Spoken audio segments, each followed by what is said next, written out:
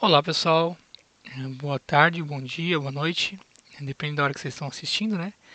É, Bom, vamos continuar aqui com as nossas aulas de cálculo 1. Como prometido, eu vou começar então com aquele exercíciozinho que eu deixei para vocês, vou resolver ele aqui e depois a gente continua falando de algumas funções elementares, tudo bem? Então vamos lá. Aqui o exercício então basicamente é determinar o domínio dessa função ali, exponencial de raiz de 1 menos x quadrado vezes ln de seno de x. Então a ideia é basicamente usar aqueles conceitos de domínio de função composta e produto de funções, e ainda associado então com o fato de que agora a gente sabe quais são os domínios das funções exponencial, da função logarítmica, da função seno de x. Então vamos lá. Aqui se você olhar, né, eu vou só para dar nome aos bois, né? Se a gente chamar então, chama de g, tá? Chama de g de x a função exponencial, certo? A h de x, digamos, aquela funçãozinha raiz de 1 menos x ao quadrado.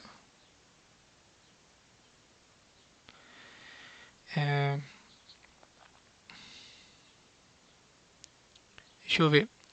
Vamos chamar de, digamos, vou pegar uma outra letra aqui, u de x, a função logarítmica na base e, né? ln de x. E a funçãozinha v de x como sendo a função seno de x, certo? Essas aqui são todas funções mais simples, né, mais elementares, né, que a gente consegue saber facilmente o domínio delas, né?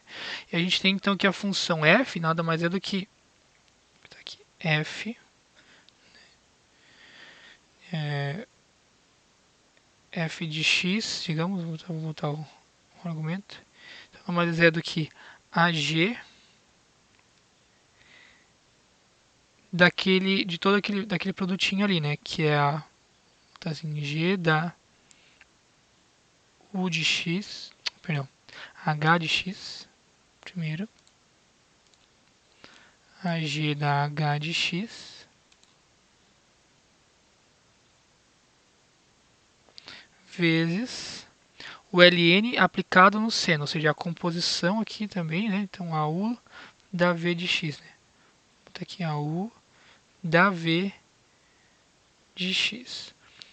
Ou, em outras palavras, né? Vou fazer por partes aqui, né? G de quem, né? Da h vezes u composta com v.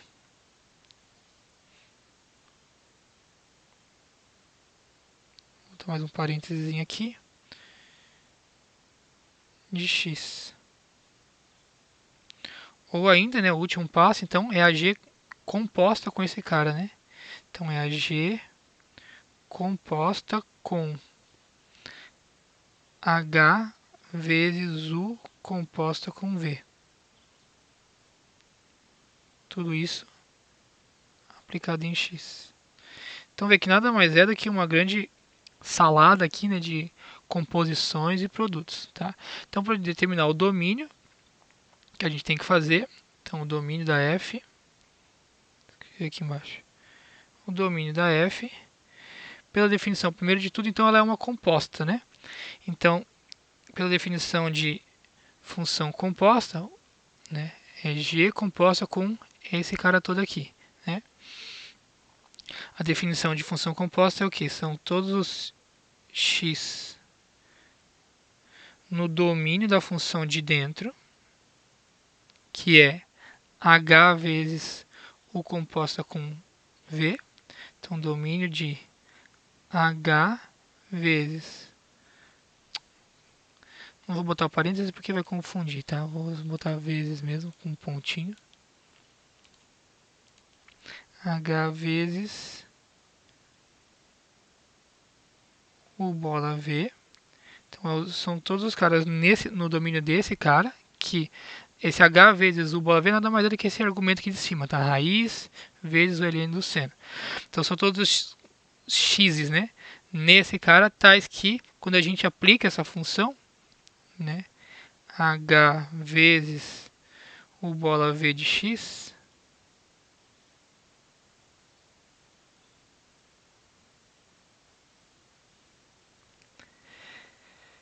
esse valor pertence ao domínio da G.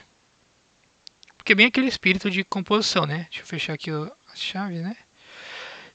Você tem que conseguir aplicar nesse cara, ou seja, tem que estar no domínio dele, né? E depois que você aplicar o resultado, tem que estar no domínio da exponencial, certo? Para você poder depois aplicar a exponencial. Então, é exatamente isso aqui, é só copiando lá aquela definição de domínio.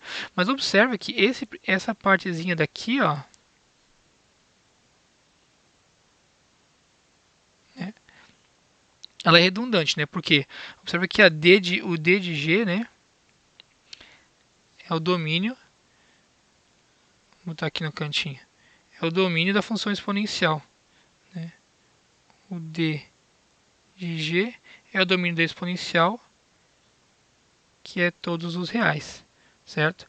Então, se é todos os reais, bom, a gente quer essa segunda parte aqui dentro das chaves, está dizendo que h vezes u composta com v tem que estar nos reais. Bom, mas isso é trivial, né? A gente está trabalhando só em números reais, certo? Então, essa parte aqui ela é automaticamente verificada.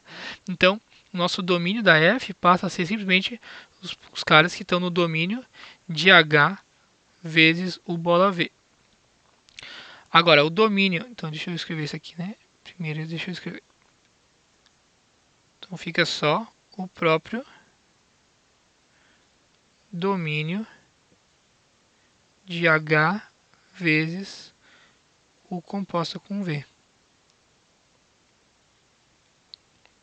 Bom, próximo passo. Agora, a gente tem um produto aqui, né? h vezes u composta com v. Bom, a gente sabe que o domínio do produto nada mais é do que a interseção dos domínios. Então, deixa eu colocar aqui embaixo. Né? Isso aqui é igual. Vou botar até o df de novo aqui. Então, o domínio da f, né, é a interseção daqueles domínios ali. Então, é o domínio de h intersectado com o domínio de u composta com v.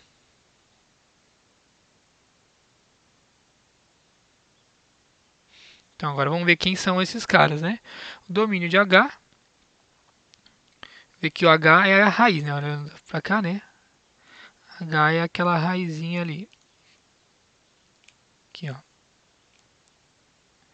Para fazer sentido, né, a função raiz, né, o argumento dela tem que ser positivo, certo? Então, deixa eu escrever isso aqui embaixo, né?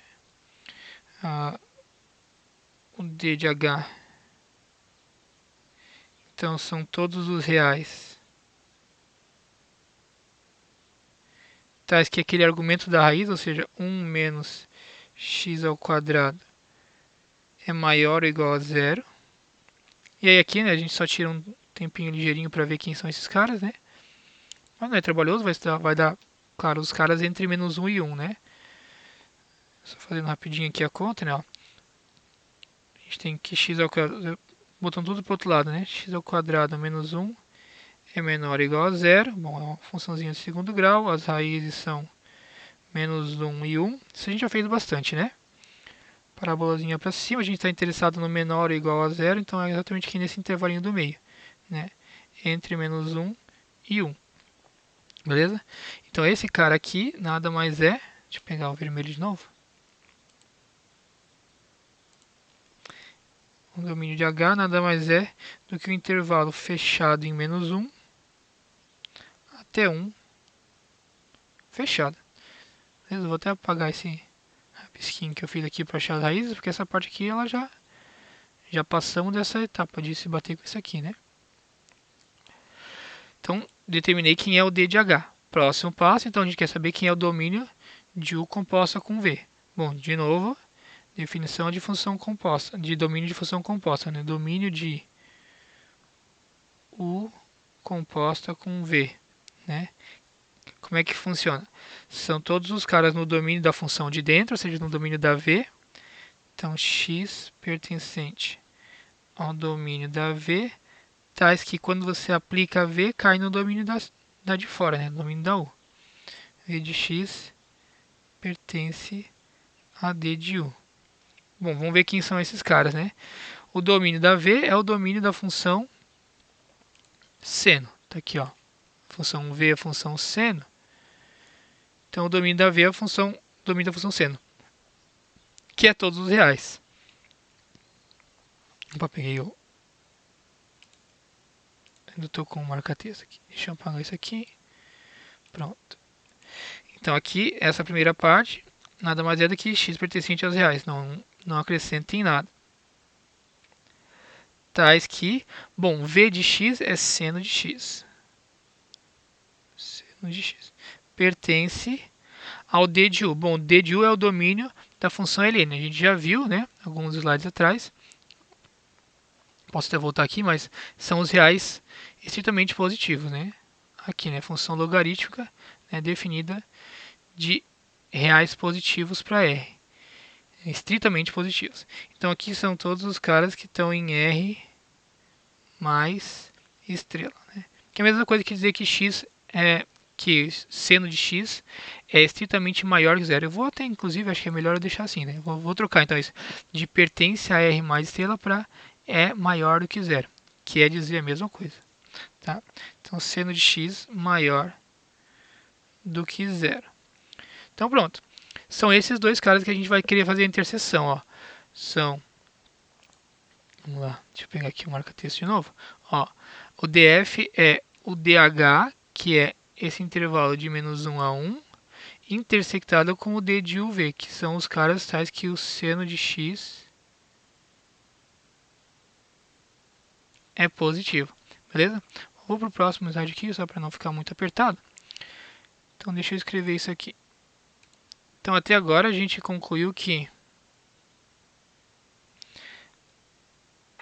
o D de F, ele é então aquele intervalo fechado em menos 1 até 1 fechado, interseção com aquele D de U bola V, né? Ou composta com V, que são os caras x reais tais que seno de x é maior que zero, né? Vamos dar uma olhadinha no esboço aqui da função seno, né? Olha só, deixa eu fazer aqui embaixo rapidinho. Então aqui, eixo x, eixo y, né? Lembra que a função seno é aquela funçãozinha que é uma ondinha, né? A gente viu ali na última aula, certo? Deixa eu pegar aqui uma corzinha diferente, pode ser o verde, né?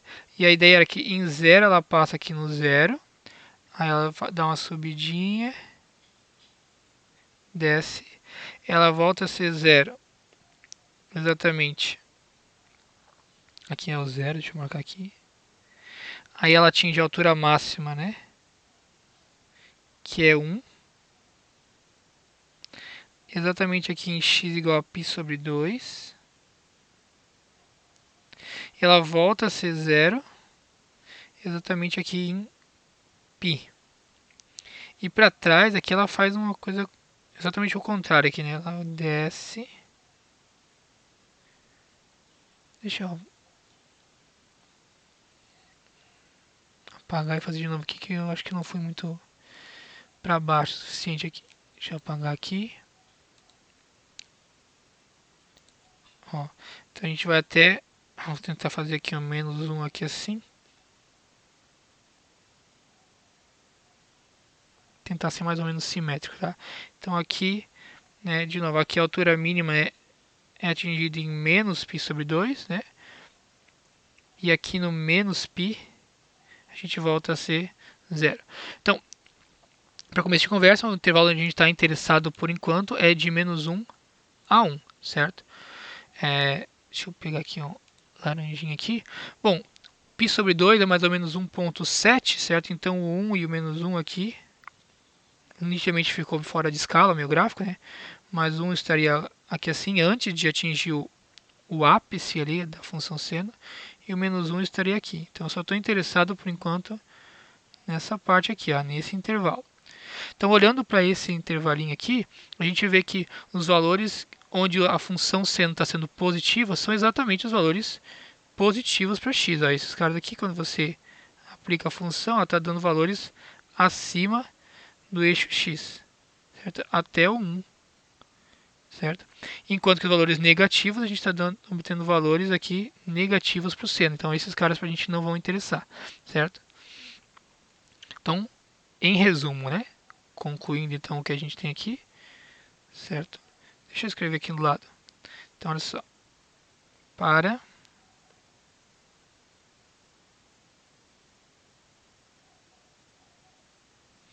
x, então nesse intervalinho ali de menos 1 até 1,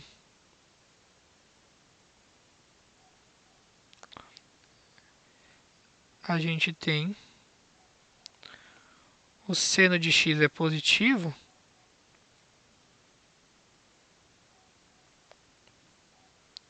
se e somente se o próprio x é positivo. Nesse intervalo, né, de menos 1 a 1. Né? Depois, com mais ondulações para o lado, pode ter outros valores, mas esses outros valores não interessam para a gente, justamente por causa que o intervalo que nos interessa é esse de menos 1 a 1. Ok? Então, seno de x maior que zero, se e somente se o próprio x é maior que zero. Então, se ele tem que ser maior que zero e tem que estar entre menos 1 e 1, então a interseção dessas duas coisas, claro, é o intervalo de 0 a 1. Né? Aberto em 0, fechado em 1. Logo, deixa eu colocar aqui embaixo. Logo, o domínio da função f, nada mais, nada menos do que intervalo aberto em 0, fechado em 1. E aí acabou. Então, assim que a gente determina o domínio então, de uma funçãozinha assim mais composta por várias funções elementares. Você tem que ir trabalhando com as interseções do domínio de cada coisa. Né? Observe que, só para a gente dar mais uma argumentadinha interessante, né? Olha só, se x for negativo, né? Na verdade, se x for negativo entre menos 1 e 1, né? Se x for negativo entre menos 1 e 1, quando você aplicar o seno vai dar negativo, então essa parte daqui do ln já não vai fazer sentido. Então, esses caras não podem estar no domínio. Se x for maior do que menos 1, maior do que 1 ou menor do que menos 1, essa parte aqui não vai fazer sentido. Né? A parte da raiz não vai fazer sentido. Então, justamente, olhando para a função, né, dá para mais ou menos que ter uma intuição então, de que o domínio realmente vai ser esse cara aqui. Né? Só que, claro, que a gente formalizou e fez a coisa toda bem direitinho. Tudo bem?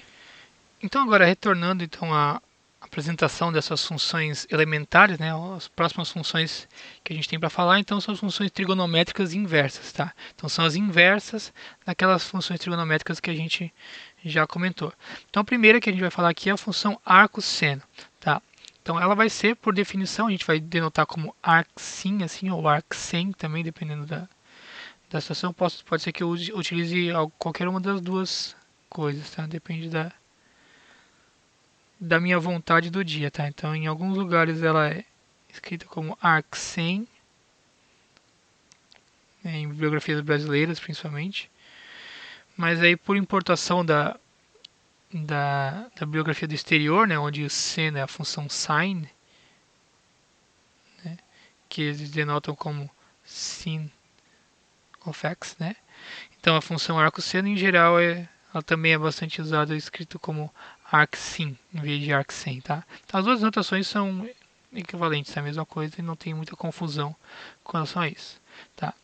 Mas o que ela é? É a inversa da função seno, ou seja, sendo a função seno aqui a função g igual a seno de x, né, com o domínio aqui que é importante, né? O domínio de menos π meios a π meios e a imagem de menos 1 a 1.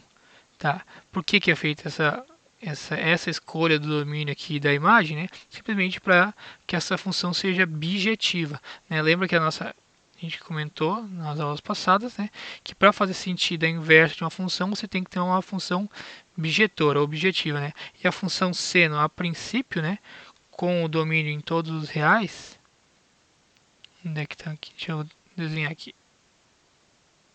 A função seno, a princípio, é aquela ondinha, né? Vou fazer mais uma vez aqui.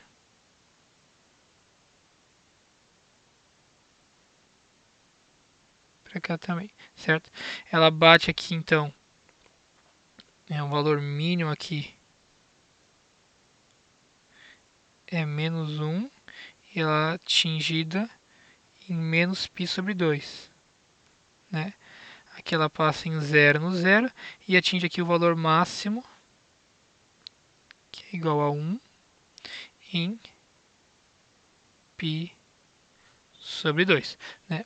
Então, vê, a primeira justificativa, então, que é imediata, é de por que a imagem, o contradomínio aqui está sendo escolhido como menos 1 até 1, né? Porque é exatamente o nosso conjunto imagem da função seno, né? Então, batendo em valores só aqui nesse intervalo, né? De menos 1 a 1. Caso a gente pegasse um contradomínio que fosse maior que isso, ela já deixaria de ser sobrejetiva, e aí não daria para inverter. Então, o primeiro motivo aqui das coisas escolhidas é que a gente escolheu então o contradomínio da função seno aqui para inverter como sendo menos 1 a 1. Claro que esse cara vai se tornar então, né, o domínio da função inversa, né? A função inversa, a função e a função inversa, elas têm os domínios e os contradomínios exatamente um o oposto do outro, né? O domínio da inversa é a imagem da função original e o domínio da função original é a imagem da função inversa, certo? Então, olha só, aqui para a gente poder fazer a inversão, né, a gente só pode ter no máximo um valor. A gente tem que ter uma função injetor, né, em outras palavras, não preciso ficar chovendo no molhado, né? Então, observe que aqui é de menos π meios até π meios, olha só. Cada alturinha dessas entre menos 1 e 1 é atingida uma vez, certo? Se eu escolher um domínio um pouco maior do que esse de menos π meios até π meios, para cá, ó, eu já começo a fazer a volta para baixo e eu vou ter então esse valorzinho aqui batendo no mesmo que esse, né? Então eu teria dois valores distintos com a mesma imagem, o que contradiz a definição de função injetiva, certo? Então não posso pegar de π meios para frente, certo? Mesma coisa, o mesmo argumento vale daqui para trás. Ó. Se eu pegar qualquer valor aqui de menos π meios para trás, né? Aí eu ia ter dois valores sendo atingidos aqui, né? Esse, digamos, esse aqui e esse aqui, né? Sendo atingidos por dois valores distintos do domínio. Então não pode, por causa disso, não pode ter o domínio então para trás do menos π meios, tá? Por isso que a gente escolhe então a função para inverter a função sendo para inverter com esse domínio então de menos π meios a π meios, que aí vai se tornar, claro, a imagem, né, e o contradomínio então da função inversa. Veja aqui, ó, certo? O domínio da função seno ali lapidadinho virou a imagem e o contradomínio da função arco-seno, certo? E aí, claro, o gráfico dela, né, fica exatamente o que acontece quando você inverte aqui os eixos x e y, né? Deixa eu mostrar aqui não. Bom, vou fazer o esboço aqui primeiro e depois eu mostro lá no GeoGebra que é isso mesmo, né? Mas então observa que é pegar essa funçãozinha aqui, essa unha amarela aqui, né? Esse grafiquinho aqui, né? E espelhar ele com relação à função identidade, a função y igual a x. Deixa eu fazer um gráfico aqui do lado. Pegar a cor preta, olha só. X. Opa. Despirocou aqui o meu tablet. Vamos de novo.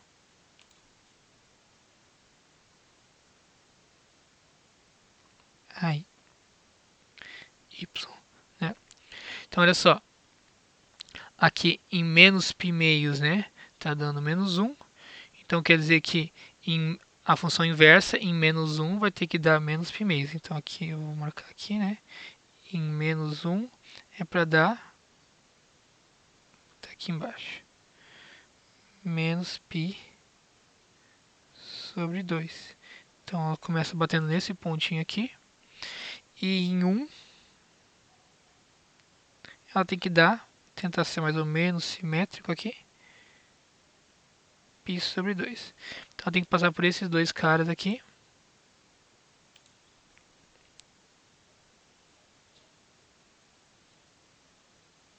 Sem falar, claro, né? Um que é óbvio também que ele vai ter que passar é exatamente aqui no 0, 0, né? Porque assim como a função seno, né? Em 0 dá 0, então a inversa em 0 vai dar 0. E aí então aqui agora, olhando aqui para esse gráfico aqui em amarelo, né? E tentando inverter ele com relação à função identidade, que seria mais ou menos essa reta aqui, invertendo ela, então vai dar um gráfico mais ou menos assim, só um esboço, tá, gente?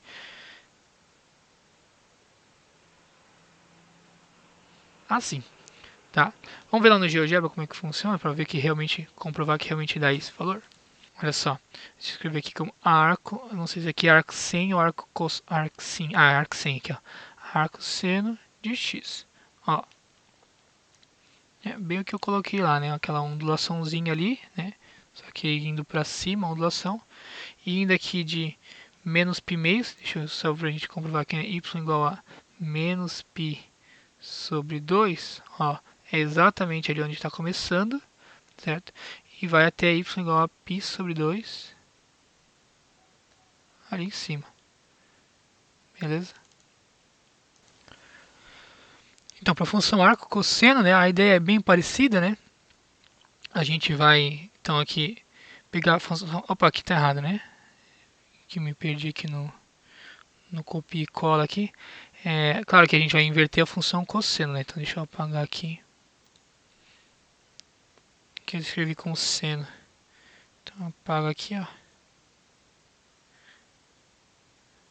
Então, partindo da função cosseno de x, vamos lá, cosseno de x, certo? Então, a gente quer ver para quais valores aqui que a gente vai poder inverter ela, né? Que qual o domínio e o contradomínio que fazem com que ela seja uma bijeção, certo? Então, deixa eu fazer aqui, né? Aquele gráfico ali, um esbocinho de gráfico no mesmo espírito do que a gente fez ali para função seno. Então, o gráfico da função cosseno também é uma ondinha, né? Só que ela passa aqui, né? Em zero, ela passa já na altura máxima, que é 1. Né? Ela faz uma ondinha assim, sobe.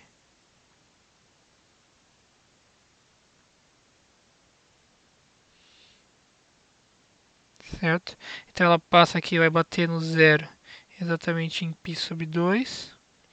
E vai atingir a altura mínima de menos 1 aqui em x igual a π. Né?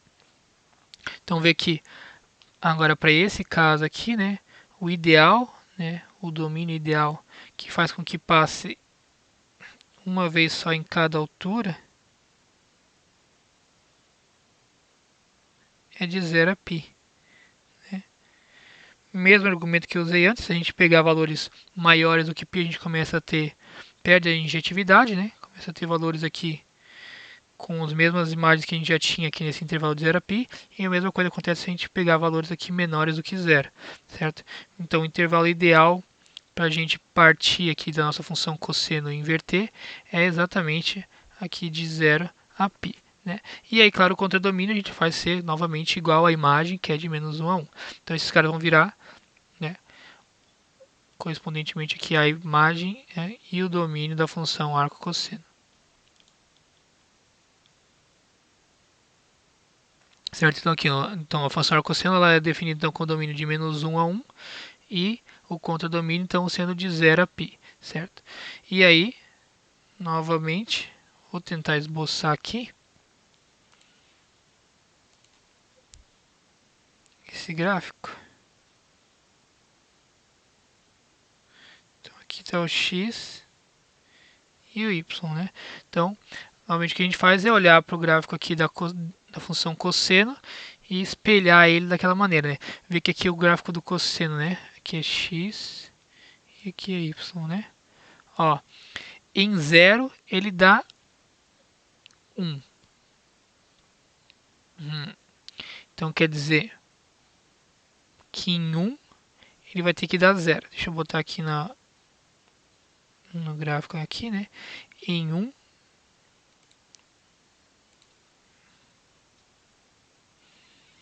em x igual a 1, ele vai ter que passar aqui no 0, certo?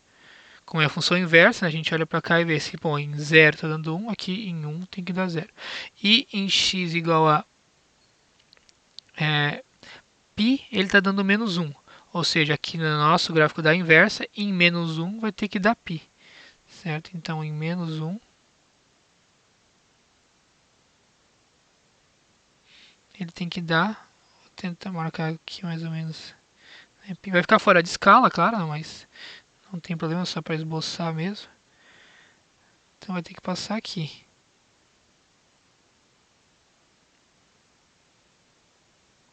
Na alturinha π, certo? E agora então o desenhozinho aqui, né, da função cosseno, essa ondulaçãozinha assim, eu vou inverter, né, espelhar com relação àquela a reta de identidade, né?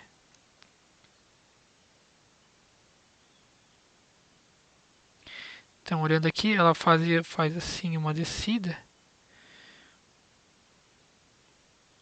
Vamos ver se eu consigo enxergar. Ah, sim, né? Tem que ser descidinha assim.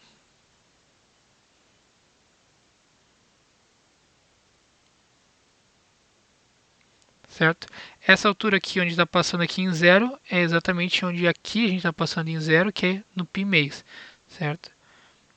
Então aqui no meu caso não ficou muito bom, que deveria estar passando na metade do caminho, né? Eu vou tentar mais uma vez. Vamos lá. Então aqui assim no π meios ela teria que passar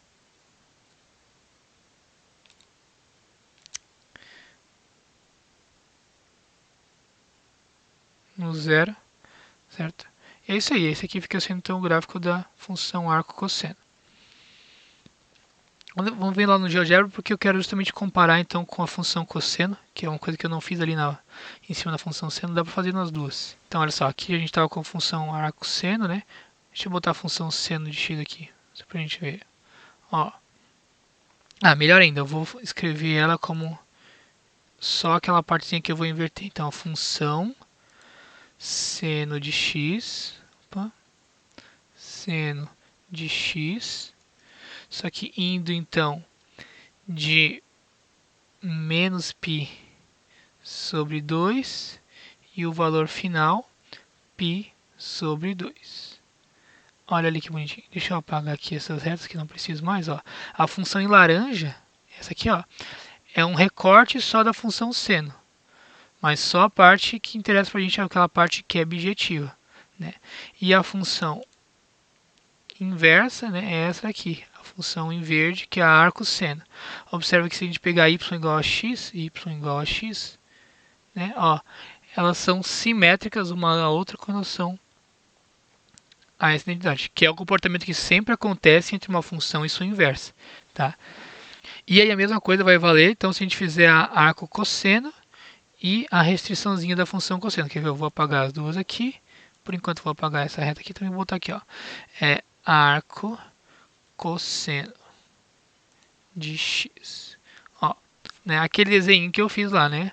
A ondulaçãozinha descendo, né? Ver que a altura vai de 0 até um pouquinho mais que 3, que é exatamente o π, né? De 0 a π. E aí, então, a função cosseno, deixa eu botar aqui cosseno de x, ó, a princípio é isso aqui tudo, mas se eu restringir, né, função cosseno de x,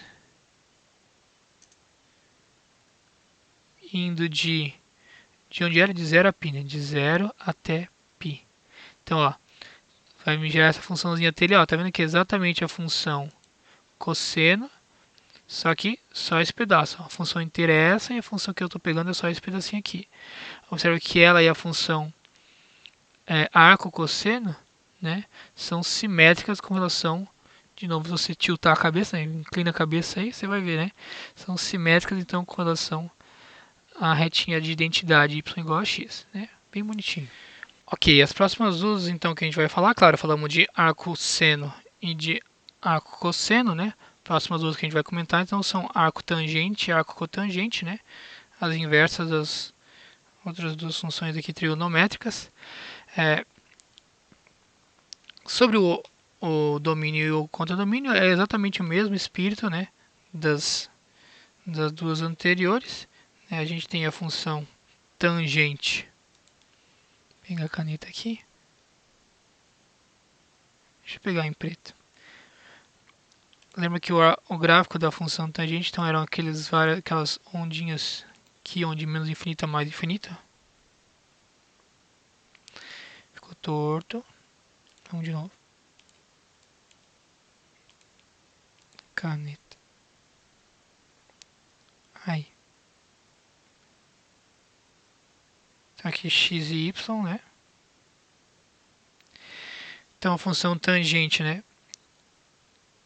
Em menos π sobre 2. Ela não estava bem definida, porque o cosseno dava zero, né? E em π sobre 2 também não estava bem definida, porque o cosseno dá zero. E aí aquela divisãozinha por zero não dava certo, tá? Essa aqui é a função, eu vou plotar aqui a tangente para a gente poder inverter, né? Então lembra que a tangente, né, em zero ela dava zero, para valores negativos ela dava valores cada vez mais negativos. Então ela vinha lá do menos infinito, passava aqui e subia assim, né? Chegando cada vez mais perto aqui do menos π sobre 2, sem nunca tocar. E aqui também chegando perto do π sobre 2, sem nunca tocar nessa linha. Né? Tinha comentado lá, vou falar de novo, né? Isso aqui é o que a gente chama de assíntotas verticais. Né? A x igual a menos π sobre 2 e x igual a π sobre 2 são assíntotas verticais para a função tangente de x. E a partir daqui, esse comportamento ele se repete. Né? A função tangente ela é periódica com um período igual a π. Para cá, mais do mesmo. Tá? Então essa aqui que é a função tangente. E aí mesmo argumento, né? Tem mais de um valor aqui, né? Que estão dando a mesma altura. Então essa função que ela com certeza não é injetora. Então a gente vai pegar só esse intervalo aqui, esse raminho aqui, né? De menos π meios até π meios para inverter, certo? Então esse cara aqui a gente vai inverter. E aí de novo a inversão a gente faz trocando, né, o eixo x e o eixo y dessa maneira. Então aqui, deixa eu tentar esboçar ele aqui também.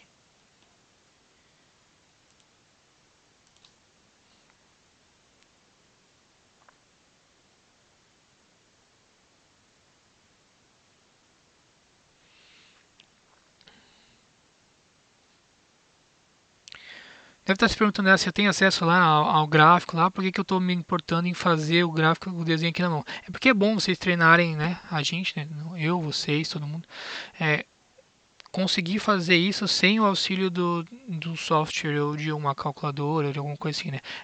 É bom quando a gente pode se fiar nesses recursos, né? Eles ajudam bastante a visualizar, mas saber fazer também assim sozinho é importante, tá? Então olha só, para fazer essa inversa aqui, né?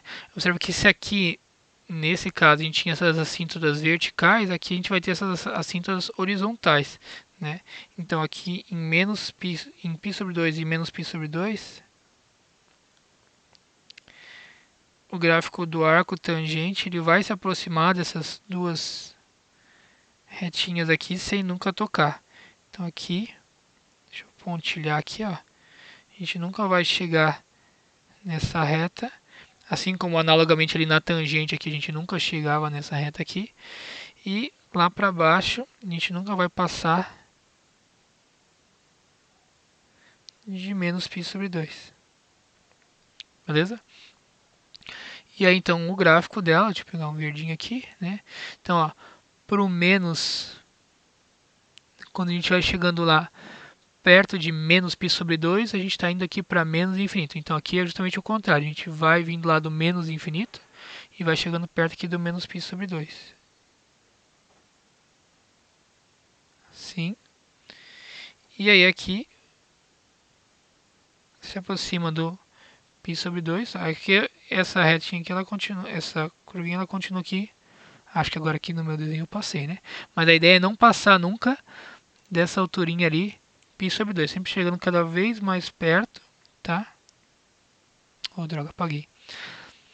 Então a gente vai chegando cada vez mais perto dessa reta y igual a π sobre 2, sem nunca tocar, certo?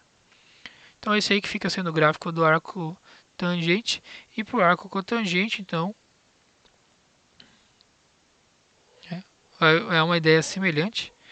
Lembra que agora o gráfico da função cotangente é tipo o da tangente, só que são coisas decrescentes, assim, né? Então, essa aqui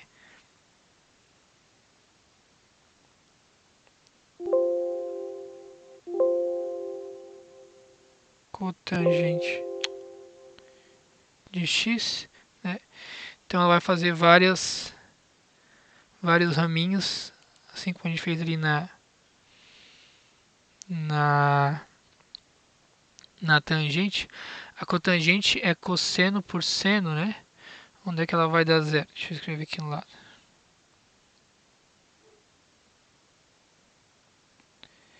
Cotangente de x, né? É cosseno de x por seno de x, né? Então ela vai dar zero onde o cosseno der zero, né? E o cosseno ele dá zero em menos π sobre 2. Deixa eu só ver aqui, é isso. Então aqui em menos π sobre 2, digamos que assim. Ela vai estar dando zero, né? Aqui em π sobre 2 ela vai estar dando zero, certo? Então o gráfico dela fica algo nesse sentido. Assim, assim, e assim, né?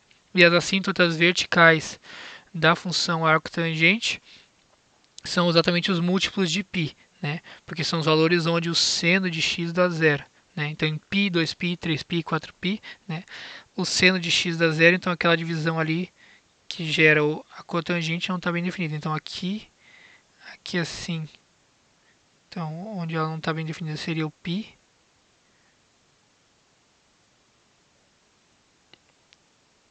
Vou ter que dar um olé aqui, né? Dei uma entortada só para garantir que ficasse ali como assinto, tá? Então aqui atrás seria o menos π, né? E é o mesmo espírito, né? A gente quer que ela seja injetiva, então a gente vai pegar só um desses ramos, né? Então é exatamente o ramo que vai aqui de 0 a π aberto nos dois extremos. Esse cara então agora a gente vai inverter para fazer o gráfico do arco cotangente.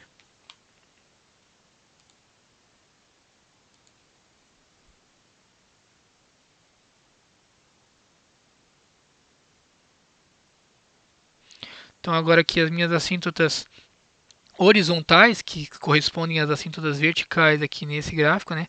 Então são 0 e π. Então aqui elas vão ser as assíntotas horizontais. Então vai chegar perto de 0 ali sem tocar nunca e vai chegar aqui perto do π sem nunca tocar.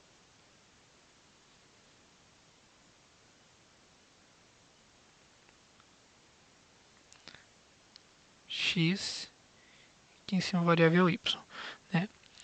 E aí então o que a gente tem aqui um esbocinho, então é o seguinte, né? Eu ver que quando a gente ia para mais infinito é quando estava chegando perto do zero, né? Então aqui nesse caso, né, para o nosso aqui, ela vai, quando a gente vai chegando perto de x indo para mais infinito, a gente vai se aproximando do zero.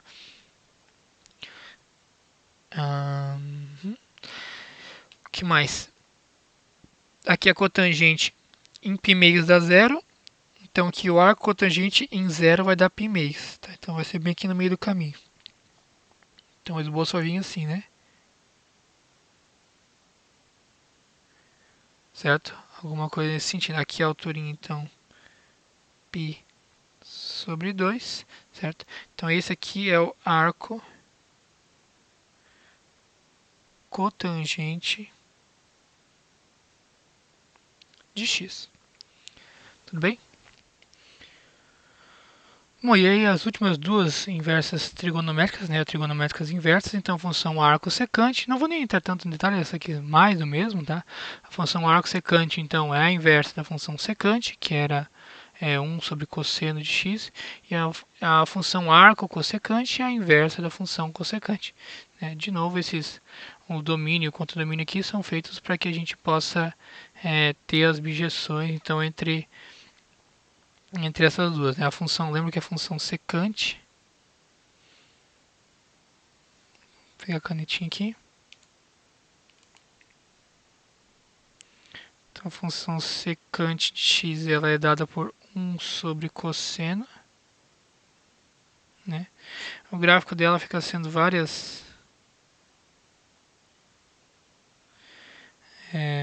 acho que até o gráfico dá pra gente ver aqui no GeoGebra direitinho. Mas são várias coisas que parecem umas parábolas assim, uma para cima e uma para baixo, consecutivas. Aqui, ó, né? Então, droga. Secante de x. Ai, né? Então, aqui, certo?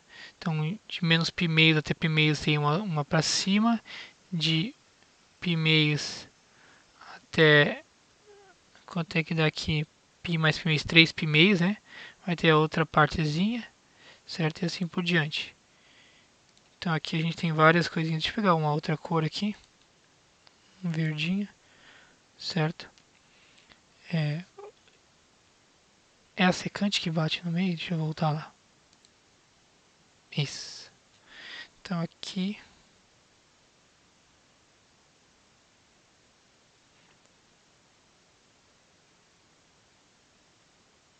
Ficou muito perto, né? Lembra que ela nunca chega perto mais perto do que 1, né? Se a cosseno está entre menos 1 e 1, a gente está dividindo por uma coisa que está sempre entre menos 1 e 1. Então o resultado vai dar sempre maior que 1. Então aqui é exatamente a altura igual a 1. E sempre menor do que menos 1. Então vai fazer várias coisinhas assim, né? Menos 1 para cá ela dá também mais 1. Nesse sentido, certo? E aí a inversa disso, então a gente vai buscar, né, um domínio que a gente só tem uma imagem de cada, né, para a gente ter uma função injetiva. Então a gente vai pegar aqui, ó, de 0 até π meios, que é onde dá essa primeira assíntota vertical aqui. Acontece aqui em x igual a π meios, certo? E depois de π meios até aqui no π, certo? Esse aqui é o nosso domínio ideal para inversão. Né? A partir daqui a gente começa a repetir valores, então perde a injetividade. Então essa aqui que é o nosso domínio ideal para inversão. E aqui que é o que vai virar aqui o nosso contradomínio, a nossa imagem, onde 0 a π meios e de π meios até π, né? Sem exatamente o π meios ali. E claro que a imagem da função secante que vai virar o nosso domínio é aqui, né? De menos infinito lá para baixo, de menos infinito até 1, certo? Fechado. E de 1 até mais infinito, né? Esse aqui que é a imagem da secante e consequentemente vai ser o domínio do arco secante.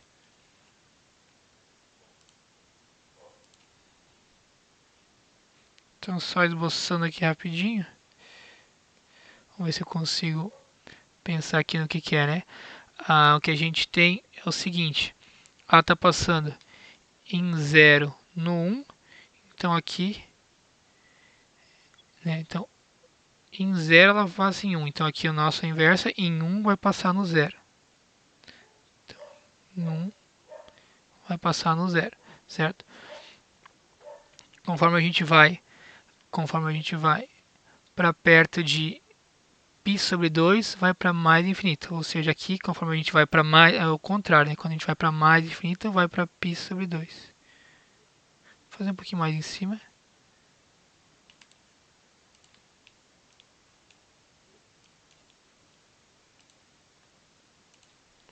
Então aqui em cima em π sobre 2. Né? A forma de raciocinar é sempre invertendo tudo. Né? Aqui no gráfico da função secante, né, que aqui a gente vai inverter, quando a gente vai com x perto de π sobre 2, o y vai para mais infinito. Então aqui agora vai ser o contrário. Quando o x vai para mais infinito, o y vai para π sobre 2. Então vai ser assim. Vou pegar uma corzinha bonitinha.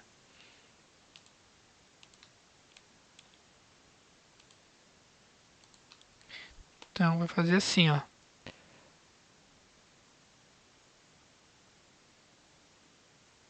Certo? Se aproximando aqui do π sobre 2, sem nunca tocar, né? Se aqui a gente tem uma assíntota vertical na secante, aqui na inversa a gente tem uma assíntota horizontal. Perdi meu mouse. Aqui, tá. E tá faltando a outra parte, né? Quando x vai de... Então a gente está batendo aqui em menos 1, né? Perdão. Aqui na secante, né? Em x igual a π. Então vou precisar de mais espaço lá para cima, né? Que aqui em x igual a π, ela vai bater no menos 1. Então aqui em x igual a menos 1, ela vai bater lá em cima no π, né? Então deixa eu apagar e fazer de novo aqui. Eu vou precisar do π, né? Só para justificar porque eu vou apagar, né? Vou precisar de mais altura do que o que eu fiz aqui. Então deixa eu remarcar aqui. Pegar aqui a caneta. Então aqui deixar aqui assim, então em π sobre 2. Eu vou precisar da altura igual a π ainda. Que é o y. Certo? Então lá. Essa primeira parte ali realmente é a mesma coisa. Só precisei achatá-la um pouco. Então aqui vai assim. Sem nunca tocar. Certo? E lá em menos 1. Ela bate lá em cima no π. E aqui, olhando para o gráfico da secante, ó, quando a gente está com... Opa, voltei no slide. Quando o x vai para perto do π meios, né?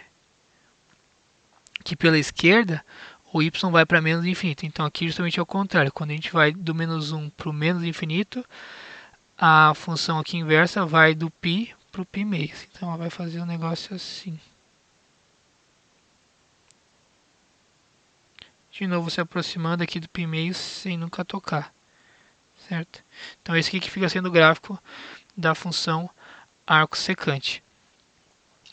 Certo? Para a função arco cossecante, então vamos lá, vamos montar aqui mesmo esquema, né? Vamos ver só se eu consigo não ficar na frente.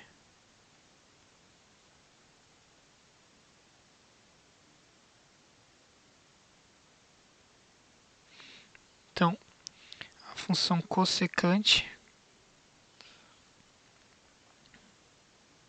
é 1 por seno de x, né? Então, onde é que ela não vai estar bem definida é onde o seno dá zero, né? Então, cossecante de x é igual a 1 sobre seno de x. Então ela não vai estar bem definida onde o seno é zero, ou seja, nos múltiplos de π, certo? Então esses que vão ser as nossas assíntotas verticais. Que mais? O seno é positivo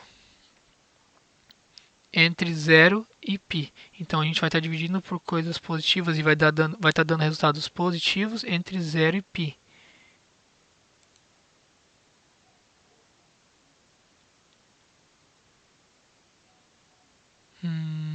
Entre 0 e... É isso mesmo? A gente vai estar com... Vai ser uma ideia parecida com isso aqui, só que empurrada para cá. Então, isso, exatamente isso. Hesitei, mas é isso mesmo. Ó, aqui vai estar em 1, vai vir lá do mais infinito. Vai fazer assim, certo? Até aqui no x igual a π, que é uma síntese vertical de novo.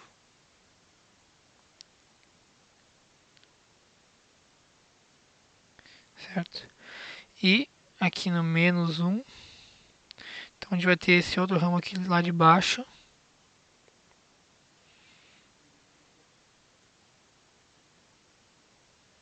Né? E aí esse comportamento vai se repetindo várias vezes, né? Aqui a gente tem um outro raminho desses igual. Acho que eu risquei uma coisa aqui sem querer, né? Pronto. Então aqui a gente vai ter mais um desses raminhos aqui para baixo. Né? Mas esses outros ramos pra gente não vai interessar na hora de inverter, né? Só importa pra gente é esse raminho principal que a gente vai pegar aqui.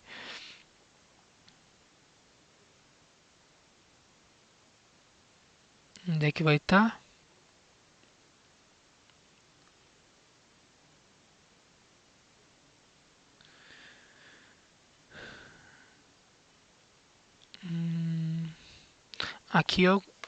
Aqui eu defini errado também, então tá bem escrito. Deixa eu arrumar aqui. Observa que, olhando aqui para o gráfico, né? O equivalente ao que a gente tem ali então é nesse pedacinho aqui de... Deixa eu fazer de novo esse pedacinho aqui de baixo.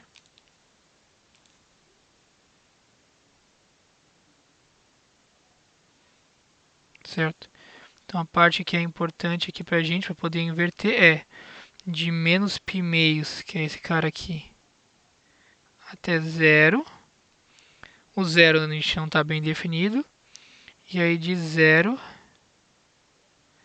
até π sobre 2. Certo? Então esse cara aqui. Então aqui a gente tem que arrumar, né?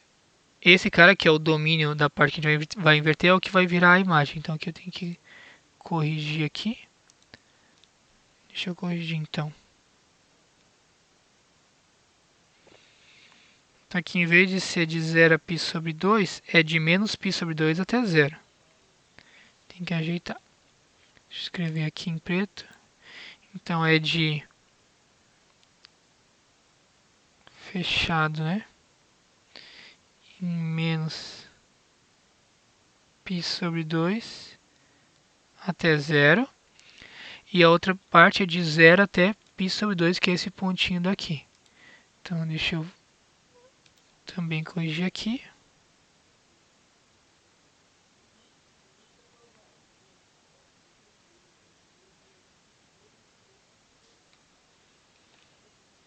E agora, de 0 até π sobre 2. Agora tá bem, certo?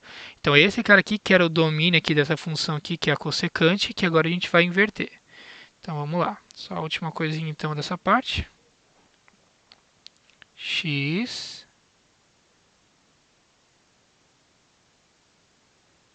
e y, né? Então, o mesmo espírito de antes, a gente tem que ver os pontos aqui e trocar as coordenadas, né? Então, ó, aqui no menos π sobre 2, certo? Tá dando menos 1, quer dizer que lá no nosso novo gráfico aqui, em menos 1, vai ter que dar menos π sobre 2. Menos π sobre 2. Então, esse é um dos pontos pelos quais a gente tem que passar. Beleza? E aí, ó, aqui no gráfico da função assim invertida, quando vai para perto de 0, é que a imagem vai para menos infinito. Então aqui, quando a gente vai para menos infinito, a imagem vai para perto de 0. É justamente o oposto. Então vai fazer assim, né? Vai tendendo a 0 para cá. Beleza?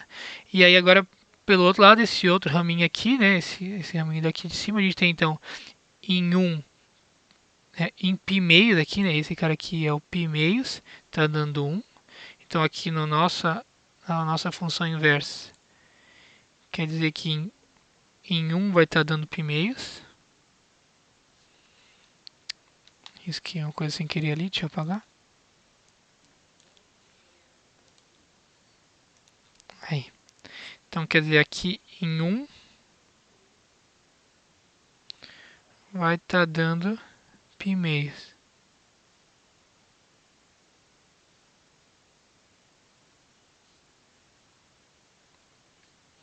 Beleza? E aí, então, agora, olhando aqui para o gráfico de novo de original, quando a gente se aproxima de 0, é que ele vai indo para mais infinito. Então, aqui é o contrário, né? Quando a gente vai para mais infinito, a gente se aproxima de 0. Então, daqui vem assim, certo? De novo, né? Se aproximando cada vez mais do 0 aqui, sem nunca tocar. Certo? E esse aqui que é o gráfico, então, da função arco cossecante, certo? Para ser sincero, eu me lembro de ter usado pouquíssimas vezes, explicitamente esses valores, esses gráficos aqui, mas enfim, né, é uma parte do conteúdo que a gente tem que comentar. Beleza? Então, vou encerrar por aqui essa parte e aí então o próximo passo que a gente vai falar vai ser das funções hiperbólicas. Tudo bem? Tchau, tchau.